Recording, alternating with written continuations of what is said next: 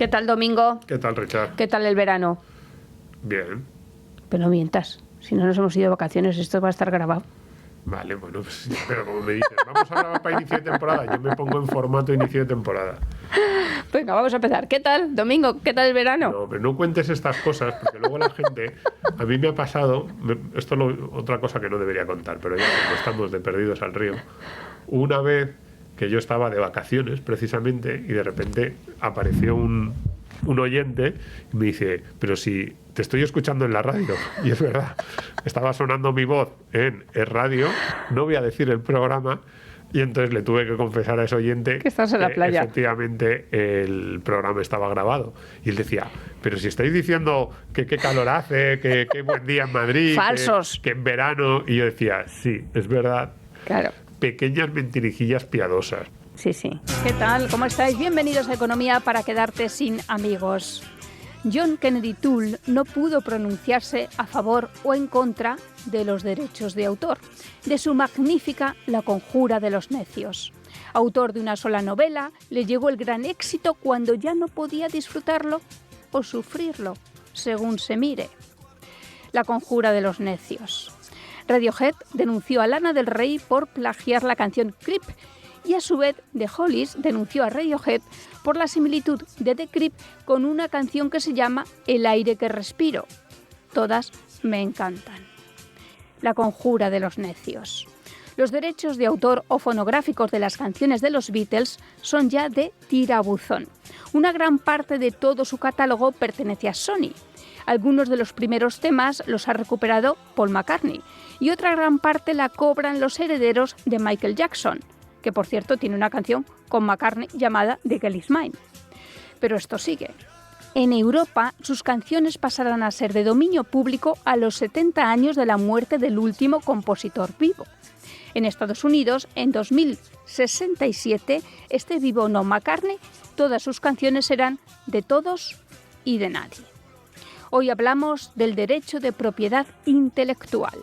Muchos liberales, tan defensores de la propiedad privada, se agarran a lo físico, a lo escaso, y tienen muchas dudas sobre la legitimidad de la propiedad de lo infinito, de lo intangible, de lo de uso inagotable. Muchas preguntas. ¿Las ideas o los inventos tienen dueño? ¿No son fruto de nuestro trabajo? A los escritores o compositores que nos gustan, ¿cuántas veces y de qué forma les tenemos que pagar por sus obras? Si no pagamos, ¿les merecerá la pena seguir aportando sus mercancías intelectuales? ¿Qué pintan en todo esto las administraciones públicas? ¿Justificamos la fuerza del Estado contra unos muchos para beneficiar a unos privilegiados? ¿El libro o el disco que compres, que ya es de tu propiedad, lo es del todo? Porque no podrás copiarlo o reproducirlo como te dé la gana. ¿Cómo afecta a la creación de riqueza el veto a la circulación libre de inventos o ideas? Los grupos de música que nos vetan en YouTube o en Spotify si usamos sus canciones, ¿pagarán al creador de la fibra? Sí, la que no se come. ¿Cómo vamos a tener clásicos sin el efecto libre y multiplicador de nosotros, esa masa de escuchantes o lectores? Por cierto, este año 12 cascabeles de Luis Mariano, qué cosa más bonita, y Adiós a España, de Antonio Molina, han entrado en el dominio público europeo. Adiós a España. Sí, es de dominio público. En eso estoy de acuerdo. ¿Qué tal? ¿Cómo estáis? Bienvenidos a Economía para quedarte sin amigos. ¿Qué tal, Domingo? ¿Qué tal, Richard? Lana del Rey. Bien. ¿Te gusta Lana del Rey? Sí. ¿Verdad? Vamos, no habría sabido que esta era Lana del Rey. Me sonaba el nombre, pero... Y sí, esto está bien. A mí me gusta la voz, la puesta en escena, su estética. Yo al principio pensé que era una especie de personaje de inteligencia artificial. Era como demasiado perfecto todo. Fue como un bombazo, ¿verdad? De esos artistas que salen muy poquitos, porque de no existir de repente existen y dices, ¿y esto dónde estaba? ¿Dónde estaba oculto? Ella es como muy perfecta. Lo estoy viendo ahí, sí, muy guapa también. Muy guapa, guapísima. Sí, sí. Y el vídeo era perfecto. Bien, y la música, la estética, parecía un producto realmente publicitario. Bueno. Ella es neoyorquina y este año ha cumplido sus 40 años. Ah, pues mira. Sí. Bien, pues nada, no sé si iría a un concierto de Lana del Rey, también te digo. Yo tampoco, no lo sé. Depende, Conformo como el con otro día verla. estuvimos hablando de lo caras que YouTube. son las entradas, pues depende de lo caras que se fueran. Hoy vamos a hablar de un tema que levanta ampollas en el mundo liberal, Sí, la propiedad intelectual. eso es.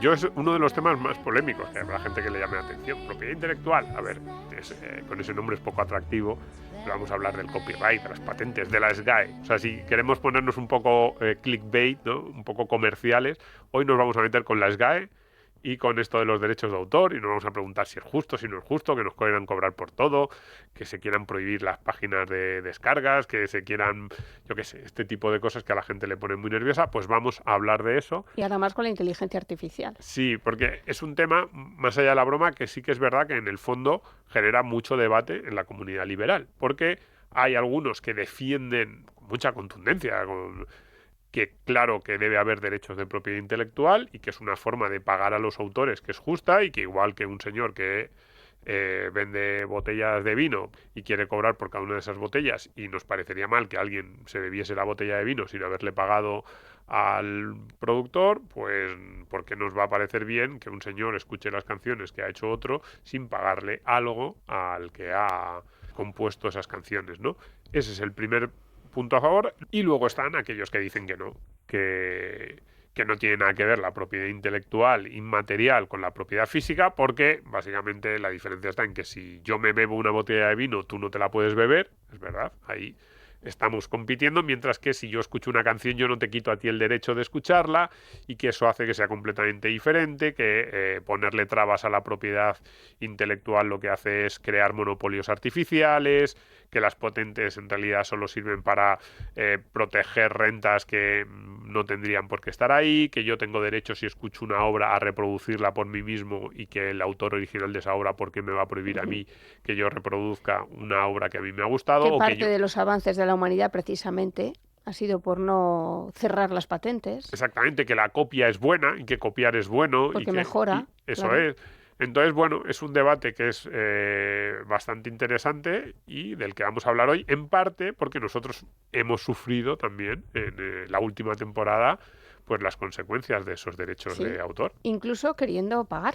Incluso queriendo pagar o Buscando, pagando. Sí, sí. Pagando. Hay capítulos que habréis visto, habréis notado que han desaparecido de Spotify. Sí. Capítulos de economía para quedarte sin amigos. Y al parecer es porque pinchamos música. Entonces, claro, para nosotros es muy importante poner música en el programa, y de repente nos hemos encontrado que no sabemos por qué desaparecen esos episodios. No sabemos si es porque la música suena un minuto, que es lo que solemos dejar entre bloque y bloque de música, y tiene que sonar menos. No sabemos si es porque a lo mejor hay discográficas que no quieren que sus artistas suenen en podcast. No sabemos realmente qué pasa. Hemos preguntado, bueno, pero no sé cuántas veces a Spotify no sabe darnos una explicación de por qué nos retiran esos episodios. Está la opción de dejar de poner música, ¿verdad, Domingo? Sí. Y está la opción también de dar la batalla. Nosotros en la radio pagamos derechos de autor, y esto es un programa que se emite en la radio. Pero eso ya no es suficiente para plataformas como Spotify o también YouTube. En YouTube nosotros colgamos el programa sin músicas, porque YouTube sí que incluso te puede cerrar el canal por este tipo de derechos. Ahí hay dos discusiones, la discusión teórica y la discusión práctica. Desde el punto de vista práctico, la primera pregunta que a mí me surge es si esto tiene sentido comercialmente para las propias discográficas. ¿Por qué? Porque nos dicen, no podéis... Voy a ir al caso de YouTube, que es el más claro, porque en YouTube está absolutamente prohibido, y de hecho lo que hacemos nosotros es, para que no nos quiten los episodios, no nos cierren el canal y no haya más consecuencias, quitamos por completo la música en YouTube. Y entonces, claro, yo me pregunto, ¿qué lógica tiene que la discográfica obligue a YouTube a quitar la música de esos episodios cuando... ¿Qué gana la discográfica? Cero. Mientras que antes, cuando nosotros poníamos la música, un minuto, los pequeños fragmentos que solíamos poner, yo intuyo que podía haber mucha gente que lo escuchara, que le gustara el artista y que buscase a ese artista en las canciones, que en un momento determinado pues eso, lo buscas en Claro. en una plataforma tipo Spotify y cada vez que suena la música de un artista en una de esas plataformas, las discográficas sí que ganan dinero o se incrementan mucho las posibilidades de que una persona se compre un disco, o eso, es mucho menos habitual ahora, lo de comprarse discos, pero sí que vaya a un concierto, en general que siga a ese artista, con lo cual yo siempre he pensado que para un programa, no solo nosotros, cualquier programa de radio, poner música, hacerle publicidad gratis a ese artista. Entonces, no le veo mucho sentido desde un punto de vista comercial. Tengo que decirte que varios oyentes de este podcast, entre ellos Javier Fernández Laschetti, siempre nos ha propuesto hacer una lista de reproducción de Economía para quedarte sin amigos. Sí, a mí ha habido con mucha la gente, música que sonaba. mucha gente que se me ha acercado y me ha dicho, oye, me ha apuntado este grupo que ha dicho que que ha puesto Richard, que me encantaba. Por eso digo que la lógica para las discográficas, que se supone que son las que ponen estos límites, no la entiendo. Yo tampoco. No le acabo de ver. Yo creo que pierden dinero. Pero luego está la segunda parte, que es de la que más vamos a hablar hoy, que es la más filosófica, más de fondo. ¿Tienen derecho las discográficas o deben tener derecho? ¿Hay otra forma de regular los derechos de autor? Pues de eso vamos a hablar hoy, porque yo creo que hay mucha gente que dice, oye, han salido noticias incluso de que habían llegado los señores de la SGAE a las bodas ¿Te acuerdas de esa época? Sí, a poner multas a los novios porque estaban poniendo canciones sin su permiso. Pues de eso hablaremos hoy. Y Lana del Rey es una cantante que te aplaca los nervios. Sí. ¿Es verdad? Sí, su pulso es como bajo. Sí. Sí, es como el mar, como la marea. Pues. Las olitas, son olitas. Bien, este es el momento de decirte que te suscribas a nuestro podcast. Eso es. Por cierto, en Apple Podcast puedes escuchar el podcast íntegro con sus musiquitas. Sí, tampoco lo digas muy alto, a ver si también nos van a prohibir o eso. En iVoox también. Sí. Y en el resto de Y plataformas. en nuestro por canal, supuesto, en en Libertad Libertad Digital, Digital. en la página de Economía para quedarte sin amigos, tiene una página específica que además es muy fácil de encontrar. Uno pone Economía para quedarte y ya le sale, y en Libertad Digital en la parte de podcast, y ahí están todos nuestros episodios completos con la música, Claro. con todos los comentarios, así que ahí Hasta es que lo nos dé más una sencillo. solución el Ministerio Spotify A que nos den a una todo solución. esto, pues bueno, pues en fin, peor para ellos. Sí, pues como tampoco queríamos meternos mucho así solo nosotros con este tipo de situaciones que no entendemos, hoy tenemos como invitado a uno de nuestros favoritos, yo diría que nuestro favorito. En cada temporada de Economía para quedarte sin amigos ha venido como invitado. Hoy le tenemos al teléfono el profesor Miguel Anxo Bastos. Muy buenas días, tardes, como la gente no sabe cuándo grabamos, tardes, profesor. Ya son tardes. Ya ¿Qué son tal, tardes, profesor? sí. ¿Cómo ¿Qué tal, estamos? Nuria? Encantado de saludarla de nuevo. Igualmente, igualmente. No sé cuál ha sido la relación histórica de los liberales con la propiedad intelectual. Pues fue bastante discutida, porque unos la defienden, por ejemplo Douglas North es un acérrimo defensor de la propiedad intelectual, o Galambos, y otros en cambio pues son más tibios. Normalmente la postura clásica era bastante escéptica, y a día de hoy, cuando normalmente los liberales austriacos tienden a ser contra la propiedad intelectual en general. Sí, Pero sigue siendo un tema discutido, ¿eh? Claro, hay dos tipos de propiedad intelectual, luego nos vamos a centrar un poco más en la artística, pero también estaría la propiedad intelectual general, las patentes, los inventos, los desarrollos. El argumento clásico es que no se haría nada de esto, tampoco libros y música, pero parece más importante la primera parte, la de las patentes o innovaciones tecnológicas, si no hubiera una cierta protección de, pues eso, algún tipo de derecho a limitar el uso de los inventos o de las creaciones que uno tenga. ¿Y cómo se hacía antes entonces? El Quijote, ¿cómo se escribió entonces? No, digo yo, o Shakespeare o muchos autores, es decir, eran tiempos que la propiedad intelectual aún no estaba extendida a nivel de los libros, se hacía de otra forma, se hacía a través de patrocinios. No, el libro no era para vender, el libro era como una dedicatoria que se le hacía a algún señor a cambio de algún tipo de prebenda. Es verdad, las dedicatorias que aparecen al principio del libro. Claro, creo que es el duque de Lerma, perdón, el duque de Lerma, ¿no? Sí. De Lemos, perdón, que estoy hablando de memoria, no me haga mucho caso. Del Quijote era a ver si le daba un puesto, un cargo, algo, a cambio le daba el Quijote, y así se encargaba el propio duque de que el libro se difundiera. Claro, lo que ¿No? Sí, diga. Y la música, por ejemplo, muchas se hacían por encargo. Usted ve el Requiem de Mozart, es un señor que quiere hacer una misa pues, a un familiar. Claro, Y le encarga a Mozart para que lo inmortalice. claro, pues eso iban a trabajar a la corte, por ejemplo. Claro, no, pero eran de encargos, se encargaba. Muchos libros a día de hoy se encargan también, ¿eh? Claro. Pues el editor habla con una persona y le dice, mira, puede hacer un libro sobre este tema o así, pues se negocia y ya está. Ya se encarga el editor después de venderlo o sacarle provecho. Que no es un fenómeno extraño, pero sí que se hacían cosas como no se hacían cosas. Hay un caso muy destacado, por ejemplo, Dickens se quejaba mucho de que le pirateaban los libros. Porque cuando iba a Estados Unidos, allí había una industria del pirateo que cogían sus libros y los editaban, los vendían así sin derechos, ¿no? Y creo que a Dickens le enfadaba mucho eso y se ponía furioso. Pero Dickens se hizo rico precisamente porque lo pirateaban. Ya, sí, había algún músico que decía, ojalá yo aparezca en el Top Manta, ¿no? Por ejemplo. Claro, es igual que las falsificaciones de ropa, de perfumes. El falsificador no falsifica cualquier cosa. Claro. Selecciona. Lo que pasa es que yo iba a citar el caso de Dickens, pero además hay un par de libros sobre el tema, así novelas que han tratado como de reflejar aquello. Yo me leí una que no estaba mal, era como de misterio. Y el caso de Dickens nos llama, por una parte, a si se habrían escrito o no los libros. Es verdad, esa sería una primera discusión. Oiga, ¿se escribirían o no los libros? ¿Se harían o no esas canciones, esas obras musicales? Pero luego hay una segunda derivada en el debate, que es una derivada más de justicia. Pues yo pienso, oiga, si Dickens escribió su libro, él tiene derecho a que no lo copien otros, a que nadie se atribuya una obra que no ha escrito. Esa sería un poco la segunda parte, ¿no? La justicia. Una cosa es la atribución moral, es decir, este libro lo escribí yo. Y otra cosa es decir que yo, una vez que vendí el libro, tengo derecho también a parte de la propiedad de ese libro. Es decir, que ese libro le puedo poner como restricciones. ¿No? Que restricciones de uso. Usted no lo puede prestar de copiar con una fotocopiadora. O una biblioteca pública pues no se puede usar porque tampoco lo leería mucha gente y no tendrían derecho de autoría, por ejemplo, ¿no? Que también se debatió esto, que no sé que los libros de biblioteca también tienen que pagar así como un derecho de autor, una cosa así. Sí, claro, pero es decir, yo ahora el libro es mío, lo compré, no lo puedo hacer con lo que quiera, no lo puedo prestar a todo el mundo, a mis amigos que lo lean todos, no puedo. Y después, claro, que una cosa es la autoría y otra cosa es el tema. Por ejemplo, toma usted el Doctor Fausto, ¿no? Uh-huh. La idea de un señor que vende el alma al demonio, sí, a cambio de bienes, ¿no? Es una idea presente en la literatura. El Fausto de Marlowe, el Fausto de Goethe, el Maestro y Margarita, por ejemplo, de Bulgakov, el Doctor Faustino de Juan Valera, y creo que hay más.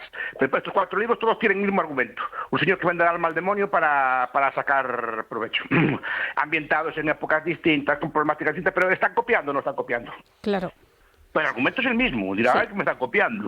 Sí, decía, ¿no? Borges que solo había 4 historias. Sí, bueno, las que haya, pero al final las vas contando y las cuentas a tu manera. Y en tu época, con los problemas del tiempo, pero ¿está copiando o no está copiando? Y para copiar el mismo libro es absurdo, ¿no?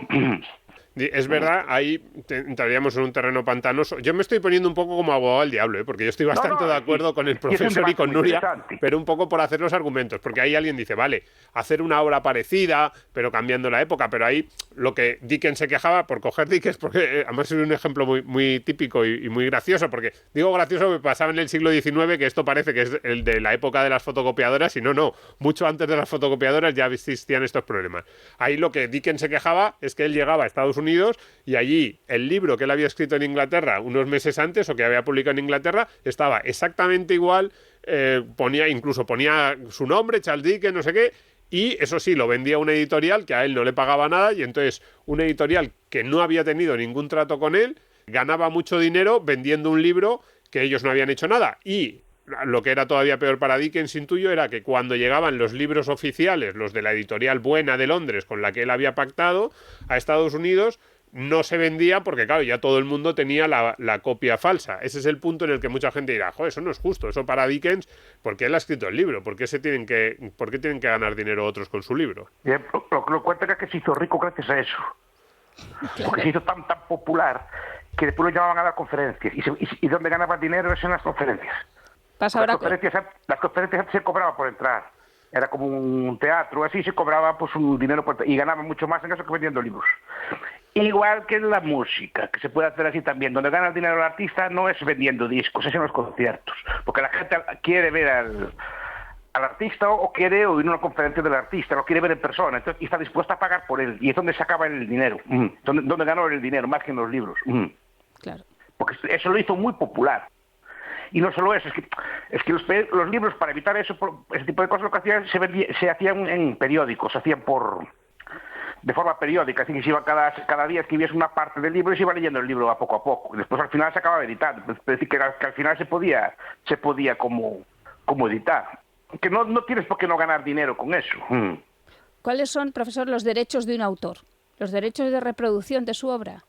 Los derechos de autor son que se le reconozca que él escribió ese libro, que lo escribió él. Es un derecho moral, que además es justo. Este libro lo escribí yo, punto. Claro, pero se reconocen a través de la reproducción de la obra.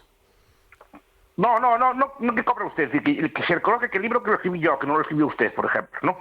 Pero ¿y eso? ¿El Estado tiene que tener algún papel en ese reconocimiento de que usted Digo, escribió el antes libro? no, papel ninguno, no acabo de entender yo qué papel. Esto, es que precisamente muchos liberales se quejan, y los liberales más radicales, y critican esto precisamente porque la propiedad intelectual es un derecho del Estado. Es un derecho que pone el Estado, no es un derecho de derecho natural. Claro, eso es otra derivada interesante. Sin la intervención del Estado no habría propiedad intelectual, al menos no como la conocemos. Sería... No, porque no es una propiedad que se pueda comprobar. Repito, la propiedad intelectual es decir, yo compro su libro. Compro el libro del profesor Soriano. No, bueno, pues ahora el libro es mío o el suyo. ¿Qué límites me pone usted a hacer con él? Claro, ya es mi libro. Está diciendo que no es mío, que yo hay cosas que no puedo hacer con él. ¿Qué pasa? Yo tengo una fotocopiadora en mi casa, o tengo un escáner, no lo puedo escanear, no lo puedo subir. Entonces yo no puedo hacer uso de mi propiedad, no se lo puedo prestar a mis amigos para que lo lean. ¿Qué límite me pone usted? Y si yo pongo ese límite antes de vender mi libro, es decir, si yo digo, pongo en la página 1 del libro, cualquier persona que compre este libro tiene que saber que está obligado a no fotocopiarlo, por ejemplo. Sí, esa es la solución que daban los libertarios que querían defender eso. Pero la cuestión es si yo encuentro el libro en un banco. Pues lo ignoras y sigues. Sí, ¿no? Claro, sí, ya lo entiendo. O sea, si usted no lo compra, sino que simplemente tiene acceso al contenido del libro, no está obligado por el contrato que yo hice de memoria, como en Fahrenheit 431, quiero decir, ¿no? Correcto. En la novela de Bradbury, los lectores, para evitar la censura, aprendían los libros de memoria, o aprendían trozos del libro, después lo contaban y lo escribían. ¿Qué es lo que no puedo hacer con él? Ya no puedo aprenderlo de memoria y contarlo después. Qué bueno. No, digo que, ¿qué límites me pone? Por ejemplo, yo compro su libro, no lo puedo contar en clase, sus teorías. Claro, yo no lo puedo citar en la radio. Compro yo el libro. Yo normalmente vivo de explicar las teorías de otros autores, mezcladas con lo que tengo yo, pero básicamente explico teorías de otros autores, las critico, las defiendo, etc. No puedo entonces hablar de ellas, no puedo popularizarlas. Es que había Galambos, tenía una hucha, creo que tenía una hucha en su despacho, y cada vez que hablaba de un autor echaba una moneda en la hucha, que era muy fanático de la propiedad intelectual, que también era muy liberal. Digo que es un debate que está ahí presente. ¿Y luego cómo lo repartía? Lo que había en la hucha. No sé, lo daría al fondo ese de la SEGAE, una cosa así. ¡Qué horror! Bueno, habrá algún fondo para eso. Sí, me imagino. Bueno, hay una especie, la SGAE es verdad que tiene una especie de fondo común que luego reparte a los autores en función, creo que del número de escuchas o cálculos que hacen sobre la relevancia de las obras. Porque luego Nuria también apuntaba a otro tema importante, que sería el derecho, está implícito también en su argumentación de puedo yo o no puedo hablar de este libro, que es el derecho de cita, que es una parte que a nosotros nos afecta, porque nosotros estábamos convencidos, nosotros en primer lugar estábamos convencidos de que estábamos pagando a las discográficas porque tenemos a través de la radio todo tipo de... Creíamos que estaban absolutamente cubiertos por lo que pagamos, los cánones que paga la radio para poder emitir música en la radio, que es algo muy habitual. Pero luego, además, en segundo lugar, nosotros creíamos que estábamos cubiertos por el derecho de cita, porque nosotros nunca ponemos una canción entera, de hecho ponemos fragmentos de 30, 40 segundos. Pero eso también... Parece que estamos teniendo algunos problemas con algunas discográficas y algunas plataformas que ni siquiera esas 30-40 segundos podemos emitir, que ahí la pregunta sería, y entonces ya ni siquiera se tiene derecho a la cita. En este caso hablamos de una canción, no de un libro, pero ¿por qué podemos hablar? En este podcast lo hemos hecho, ha habido episodios que lo hemos dedicado íntegramente durante una hora a hablar de un libro y lo hemos despiezado por completo. Eso sí está permitido. El autor encantado que hablan de él, claro. ¿Y cuál es el problema? Pero por eso digo, ¿y por qué no nos dejan poner unos segundos de una música? ¿Tiene alguna lógica? ¿Usted ha leído a alguien? O sea, ¿por qué esta disonancia entre un libro y una canción? Querrá proteger, querrá regular. Todo lo que están haciendo es cargando el sistema. Porque al final la gente lo va a emitir en Internet desde la isla de Cocos. Por ejemplo, que es un paraíso de estos de Internet. Pone el dominio allí y que lo vayan a buscar a la isla de Cocos. ¿No? Ya. Es el dominio, .cc, entre otros, que hay muchos. .tv, que es Tuvalu, y muchas islas del Pacífico que tienen dominio de Internet, pues ahí se pueden subir las cosas. Y es lo que van a conseguir. Que en vez de estar más o menos andando por aquí, que vayan a sitios extraños. Y además, como no se puede bloquear, es lo que consiguen. A ver, es una tecnología que aparece nueva y ¿qué le vas a hacer? Eso es muy importante, lo de la tecnología nueva, porque es verdad que el problema es que aparecen tecnologías nuevas, claro, que chocan con este tipo de cosas.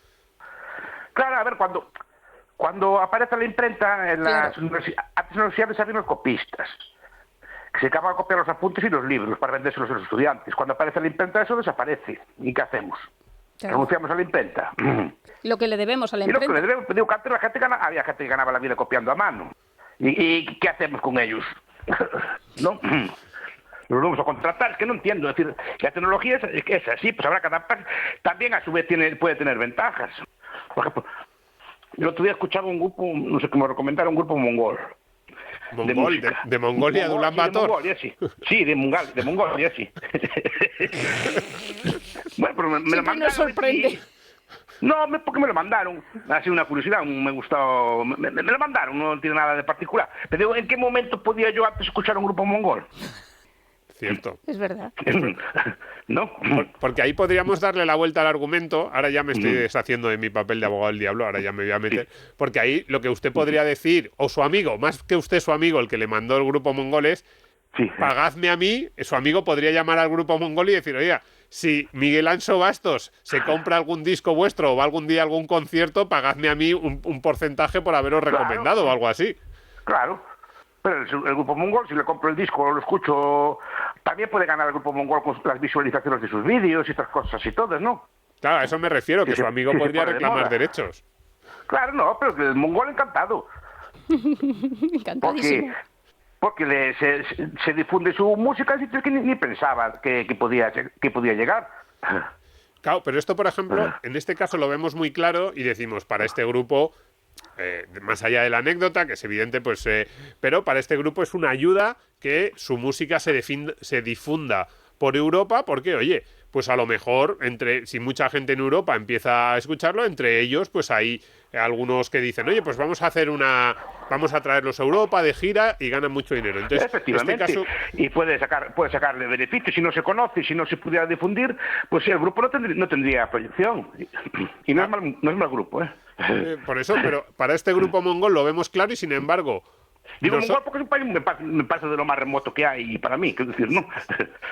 Pero y sin embargo las discográficas a nosotros, que nosotros creíamos que estábamos haciendo algo parecido, difundir la música de grupos que muchos de ellos son desconocidos y que van a llegar a los oyentes de nuestro podcast, de repente, y no solo nosotros, cualquier programa de radio, cualquier podcast que quiera poner música... las discográficas le dicen no nos hagáis publicidad. Es un poco, ya desde el punto de vista de análisis empresarial, un poco absurdo. ¿Qué música más buena ponen en economía para que sin amigos? A ver qué grupo es, lo voy a buscar y a ver cómo lo consigo, ¿no? Claro. Lo bajo de esas plataformas que hay ahora para bajar cosas y así, y lo consigo. Y porque no, pues si no, no sabría que existía. Eso es lo que no entiendo. ¿Usted lo entiende desde el punto de vista ya empresarial? ¿Por qué una empresa no quiere que le hagan publicidad? Y digo, la discográfica, una editora de libros, no tiene mucha lógica. No, porque a lo mejor dices, tú consigues un libro por ahí, lo ves en internet, ¿no? Lo ves allí. Vale, pero te llama la atención la editorial y compras muchas veces. A mí me pasa muchas veces, ¿no? Correcto. Que ves un libro en PDF o así, lo ves, te sirve para verlo antes de comprarlo, ¿no? si te interesa el tema o no, y muchas veces lo encargo. Porque no es lo mismo leer en una pantalla que leerlo de verdad, ¿eh? Cierto. Claro. Y yo no le voy a regalar a mi esposa o a ustedes, que son mis amigos, no le voy a regalar un PDF el día de su cumpleaños. ¿No?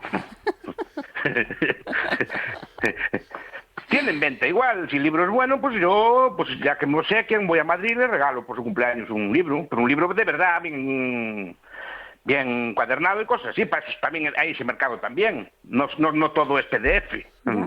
¿Y hay solución para esto, profesor?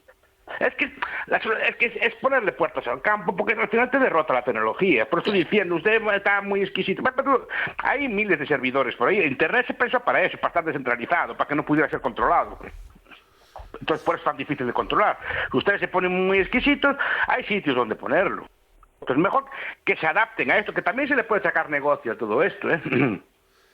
Y desde el punto de vista legal en un país occidental, ¿hay alguna forma de que, no sé si decir, las editoriales, las discográficas estén más o menos tranquilas y al mismo tiempo no haya esta sensación de los que van a usar sus materiales, de que están un poco constreñidos y que ni siquiera, como decíamos, ni siquiera por hacerles publicidad te dejan utilizarlos. ¿Ha habido alguien que haya gestionado esto bien? ¿O la única solución no, es...? Yo creo que muchas editoriales son conscientes. A ver, yo no tengo datos, ni no quiero meter la pata, pero yo creo que el mercado de libros no se ha resentido, por ejemplo, de toda esta tecnología. No. Yo creo que no, por desgracia no tengo las cifras, igual estoy metiendo la pata, eso lo buscan ustedes mejor. Pero yo creo que se venden más libros que antes. Sí, los datos de la Feria del Libro siempre son hacia arriba, No, cada y en año. general, Sí. los libros no, los discos sí que es verdad que cayeron mucho con Internet, pero a cambio se ha disparado el número de conciertos y de actuaciones en vivo. Efectivamente. Y los precios de las Efectivamente. entradas. Sí. Gente como yo, por ejemplo, que se me puede ver gratis en internet o tengo muchas cosas colgadas, mucha gente me quiere que vaya a los sitios. Claro. Claro. Mira, usted le reproducen y no cobra derechos de autor. Yo no, encantado. Creo que además que es mi deber, ¿no? Yo soy, por lo menos las entrevistas así, yo no entiendo que deben ser públicas. Claro, Porque las puede ver la gente, quiero decir. claro. Y no generar derechos de autor, y creo que no debo generarlos. Claro, a lo mejor también se podía pagar al inventor del papel, sus derechos por inventor del papel. Claro, el inventor del papel o el inventor del alfabeto, o el inventor de la notación musical, que también se le debe algo, ¿no? Desde o luego. el que inventó los instrumentos. Y ya solo por curiosidad, ¿qué piensa de Ayn Rand? Que ella sí que era defensora del... Sí que era así. Claro, el acero Riordan. Sí, pero yo ¿Cómo? creo que sabía un poco de que a ella le interesaba. Ahí hay muchas, eso tenemos que hacer Pero un en día. la rebelión de Atlas, el acero pero- Riordan... No, sí que le digo que es un debate entre liberales.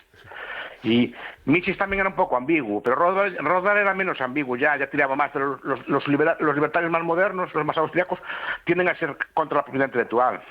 Stephen Kinsella, por ejemplo, y otros, ¿no? Tiene un libro, está traducido además, además se puede bajar en PDF, no, él mismo no. Él mismo lo colgó, que es de que no, contra la propiedad intelectual, se llama así. Ya. ¿Qué pasa? Es un PDF, si quiere, es que el libro y la pantalla son bienes distintos, no es lo mismo. No es lo mismo. En No sé fin, por qué el disco le pasó algo así, o a la música, será porque es más efímero o así. Pero el libro en cambio no hay quien lo derrote. De momento, no hay quien lo derrote. Digo porque yo tengo de esos tractos de leer online y estas cosas así. Yo no soy capaz, lo siento mucho. Yo soy de otra generación, no puedo. Yo el libro necesito el tacto y necesito el papel, pintarlo y escribir en él. No me vale el PDF. PDF me sirve para verlo. ya. Si lo que hay dentro me interesa o no.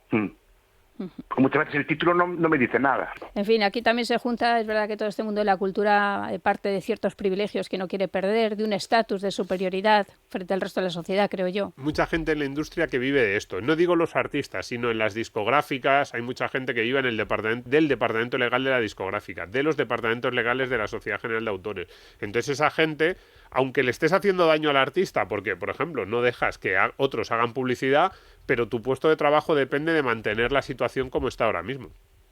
Sí, no sé exactamente a qué se debe. Supongo que querrán persistir en un modelo que, por suerte o desgracia, no está, ya no es el de antes. Entonces ya no puedes decir que es como antes, que puedes limitar la copia. Además, ya antiguamente no se podía limitar la copia. Por eso poníamos el caso de Dickens, no se podía limitar la copia. Yo algunas veces que fui a América Latina veía que se vendían muchos libros en las calles, en algunos sitios. Es verdad. Pero claro, los libros son peores que los de aquí, son más baratos obviamente, pero la calidad es mucho más peor, se le despegaban las hojas, etcétera, no es exactamente lo mismo que lo de aquí. Es verdad. Ahora, también hay que pensar una cosa, mucha gente que compra esos libros no iba a comprar el libro caro, ¿eh? Esa es otra. Sí. Es que pensamos, no, es que este libro lo compró tal, pirateado, y si no lo vendría, no, igual no lo vendías, ¿eh? Claro.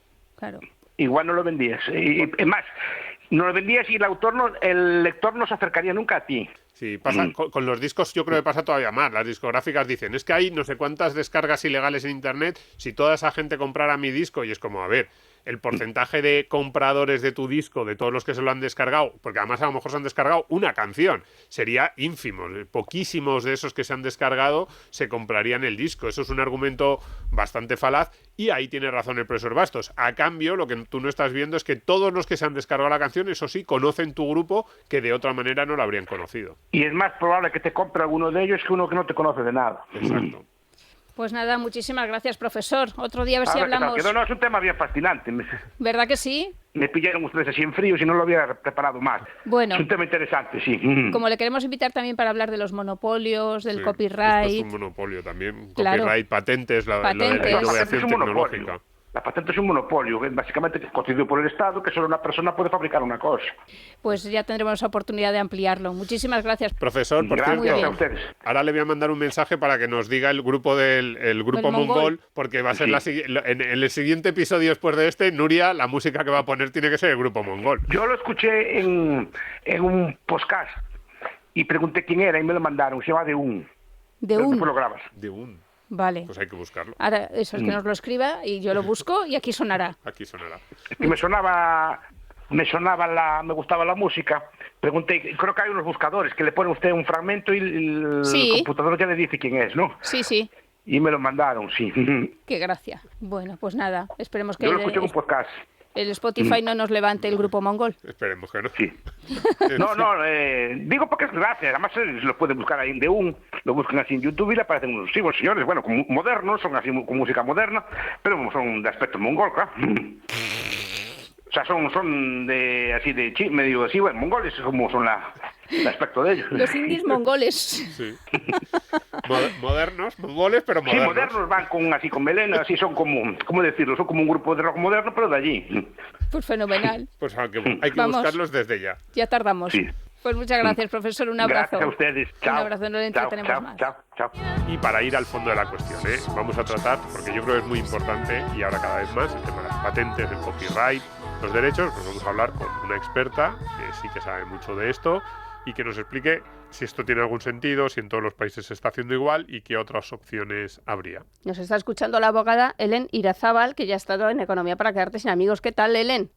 Hola chicos, ¿qué tal? Un placer. Pues aquí hablando de propiedad intelectual, ¿qué te parece? Yo en general estoy en contra, quizás por motivos que no se suelen mencionar mucho. Yo creo que el problema es que cuando tú ya tienes normas generales, como puede ser patentes, copyright, etcétera, cuando tú tienes normas generales impuestas desde el Estado, difícilmente vas a encontrar vías alternativas para protegerte y a la vez, por ejemplo, pues diríamos compartir esa información. Yo siempre suelo poner el ejemplo del open source, el código abierto, no sé si lo conocéis. Esto en el sector informática es algo que se utiliza mucho. Ahora con la IA no está un poco más en jaque por este miedo de que todo el mundo, ¿no? O las empresas puedan, diríamos, abrir su caja al mundo, pero diríamos que el open source es lo que ha movido muchísimo el software durante muchísimos años. Y es como yo siempre lo llamo el movimiento contra el copyright, porque básicamente, no sé si conocéis la plataforma GitHub, que es el mayor repositorio de código del mundo, donde tú ahí, como programador o como usuario, desarrollador, ¿no? Tú puedes, diríamos, lanzar a la comunidad tu código y tú aplicas las licencias de software que la propia comunidad o empresas de la comunidad han creado, donde tú estableces unos términos de uso de ese código. Entonces, por lo general suelen ser que tú puedes utilizar el código que otra persona ha creado. Incluso hay licencias que son muy permisivas, incluso para sacar rendimiento económico de ello, etcétera, etcétera. Es como diríamos, una forma de que la comunidad ha encontrado de autorregularse al margen, en este caso, de la normativa de copyright. Entonces tú escribes un libro y tú serías partidaria de que cualquiera lo pudiera publicar. Yo sería partidaria de que ese libro efectivamente fuera, sí, de formato abierto. Claro, ahí la pregunta que surgiría es, oye, ¿es justo que gente que no ha hecho nada, porque Dickens pues escribía sus novelas él, es justo que esas editoriales fantasmas se lucrasen a costa de Dickens? Claro, yo por ejemplo, Rayo, que es de la misma postura, Juan Ramón Rayo, que Helen, Eso ¿no? es. Pues yo me voy a imprimir los libros de Antimars y me voy a poner con un puesto en la calle y voy a ganar yo, claro. ¿Qué hacemos en esos casos? ¿Es justo, no es justo o simplemente tenemos que asumirlo? Yo creo que uno de los grandes problemas, y luego sigo con la pregunta que me has hecho, es el grandísimo coste en transacción, ¿no?, que hay por los derechos de propiedad. Entonces, el momento en que tú ya tienes, pues la presunción es que tú tienes que tener obras protegidas, luego es muy difícil, ¿no?, pues por ejemplo, a una persona individual determinar cómo puede utilizar la obra de no sé quién para hacer tal cosa, pues un poco lo que se está pasando, por ejemplo, a vosotros con la música, ¿no? Y genera grandes costes. El tema es que, si os fijáis, tanto la normativa viene de arriba, tanto cómo se monitoriza eso o las posibles vías judiciales que puedas tener también viene de arriba, etcétera. Yo lo que digo es, si hay un problema de verdad de protección, y por ejemplo en el caso de gente que quiere proteger su obra porque sí, ¿no? Y puede ser, por ejemplo, puedes decir, oye, pues esto es legítimo, ¿no? Independientemente de si eso genera o no más innovación en la comunidad o no, que pueda ser legítimo, vale. Pero entonces lo que tenemos que hacer es flexibilizar esa normativa para que sean precisamente los propios afectados quienes puedan decidir cómo protegen esas obras. Sabéis que las patentes, bueno, especialmente las patentes farmacéuticas, son una de las más criticadas. Debe haber una vía sin pasar por este trance de solicitar la patente y todo eso, donde las empresas, cuando generan algo nuevo, lo que hacen es publicar todos los detalles técnicos, o diríamos como hacer un paper, ¿no? Donde tú explicas la innovación que has conseguido para X. Entonces los demás no pueden patentarlo porque ya lo ha creado otra empresa. ¿Sí? Entonces, es decir, al final es un poco como gente buscando sus formas para, primero, bajar el coste de transacción de lo que supone tener propiedad intelectual a nivel general y buscar maneras dentro de la ley, pues también como el código abierto, de flexibilizar o de, diríamos, de aplicar la normativa de forma óptima para cada uno.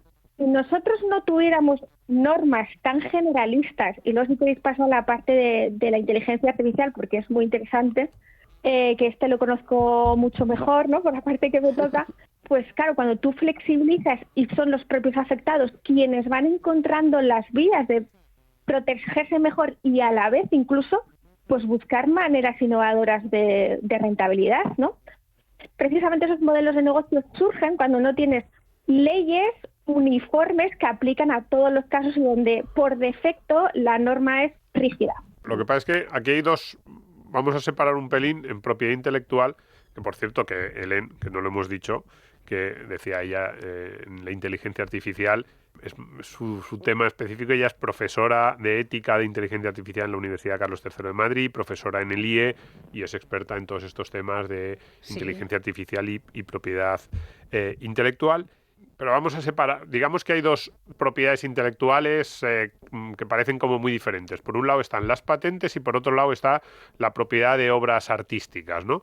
Entonces, ¿Las ideas tienen propietario? Claro, en las patentes hay una gran acusación que siempre se ha hecho a esta propiedad intelectual y es que no solo no incentivan el desarrollo o los avances científicos, sino que los retrasan y los perjudican. Es decir, los defensores de las patentes lo que dicen es, imaginemos una farmacéutica que quiere desarrollar un medicamento y se va a gastar 5.000 millones de euros en desarrollarlo porque necesita unos laboratorios carísimos y muchos años de investigación.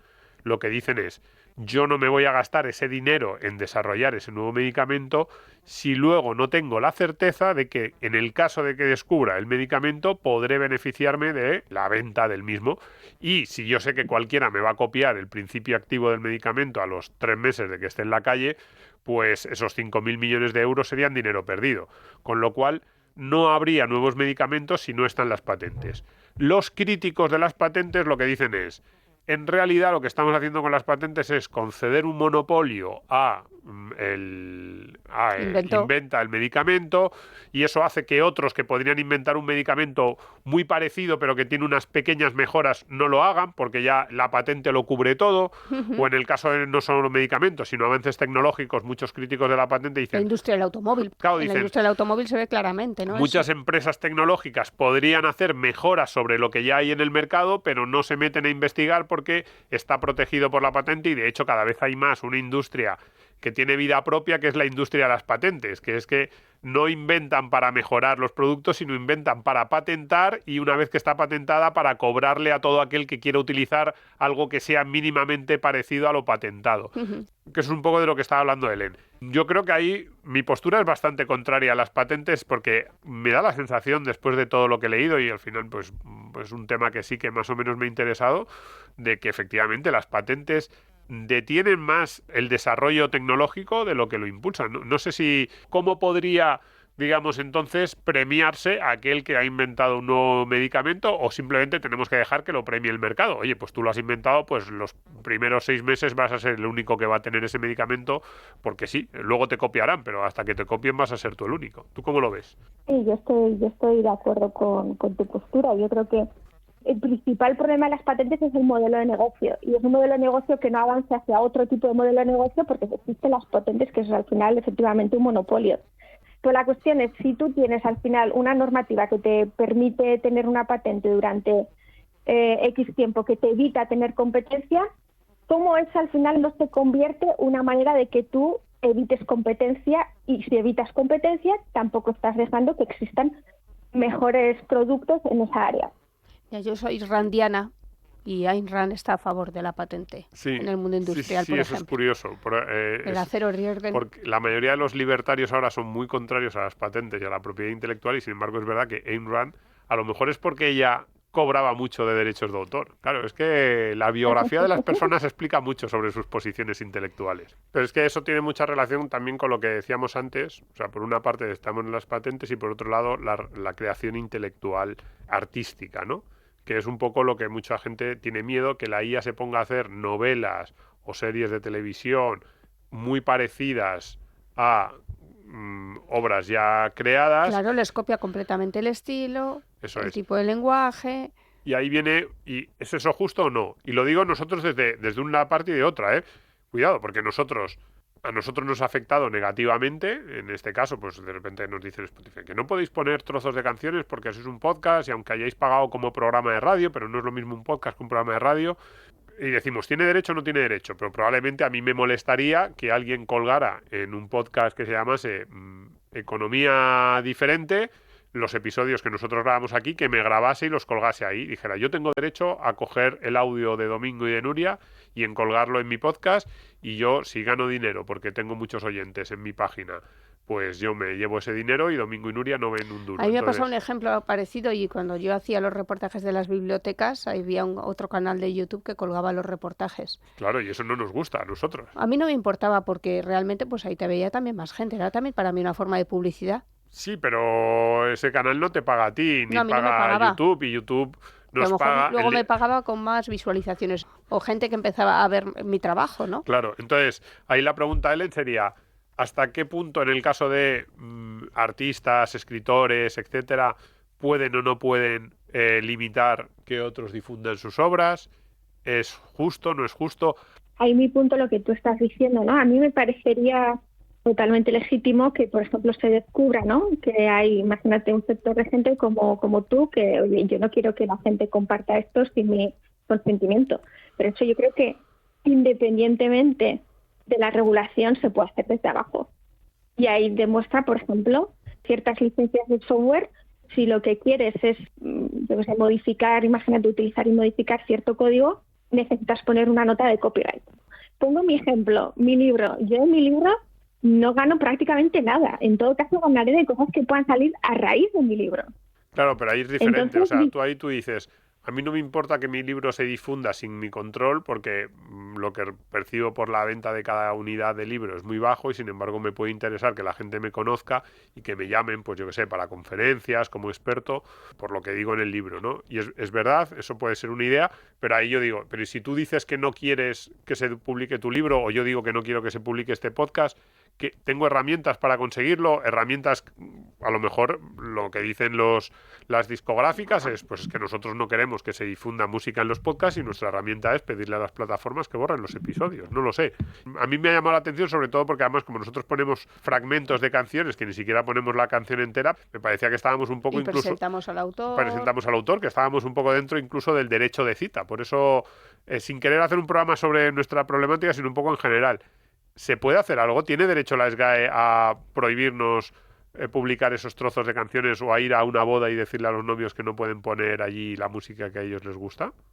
Hombre, yo no soy experta en música precisamente, pero yo entiendo que si lo están haciendo de alguna manera, pues podrán hacerlo. Pues Ellen Irazábal, muchísimas gracias por haber estado con nosotros este ratito. Gracias a vosotros. Un abrazo. En esto de los derechos de autor se oye muchas veces eso de es que tenéis que respetar mi trabajo. Y precisamente en este podcast se respeta muchísimo el trabajo de los músicos. Sí, a ver, nosotros en realidad...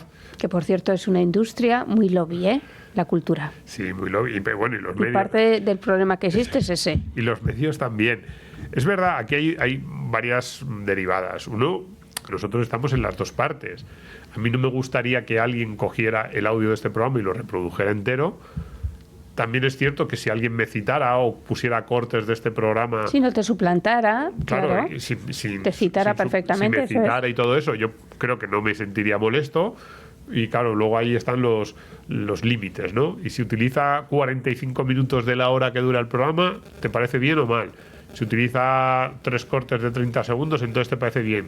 ¿Dónde acaba el derecho de cita o esa publicidad gratuita que yo sentía que le estábamos haciendo a los músicos?